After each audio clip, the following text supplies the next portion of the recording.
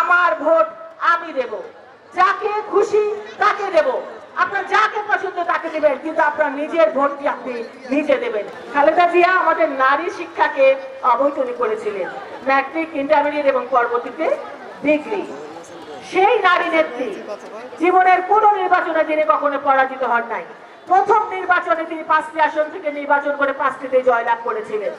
সেই আপসহীন নেত্রী, বাংলাদেশের প্রথম নারী প্রধানমন্ত্রী দেশ নেত্রী বেগম খালেদা জিয়া, যিনি 17টা বছর এই জুলুম নির্যাতন সহ্য করে আমাদেরকে ফেলে কিন্তু তিনি বিদেশে চলে যান নাই।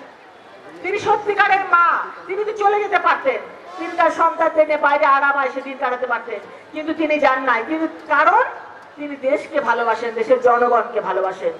এই দেশ নেত্রী বেগম খালেদা জিয়া ভিশন 2030 নারীদের কথা বলেছিলেন। আমাদের শহীদ রাষ্ট্রপতি জিয়াউর রহমানের 19 দফার মধ্যে 11তম দফা ছিল নারীর কথা। বাংলাদেশ জাতীয়তাবাদী দল বাংলাদেশের সবচেয়ে বড় এবং সবচেয়ে জনপ্রিয় দল। সেই দলের সদস্য হতে পারাটাও তো একটা বিরাট গর্বের বিষয়। এবং কষ্ট করে আপনারা ভোট পর্যন্ত মাঠে থাকবেন, কারণ এইবার যদি সেরকম না হয় যে দিনের ভোট রাতে হয়, কেউ সেই সুযোগটা দিবেন না। এইবার হবে কি, আমার ভোট আমি দেব, যাকে খুশি তাকে দেব। আপনার যাকে পছন্দ তাকে দেবেন, কিন্তু আপনার নিজের ভোটটি আপনি নিজে দেবেন। ভোট যেন কেউ চুরি করতে না পারে।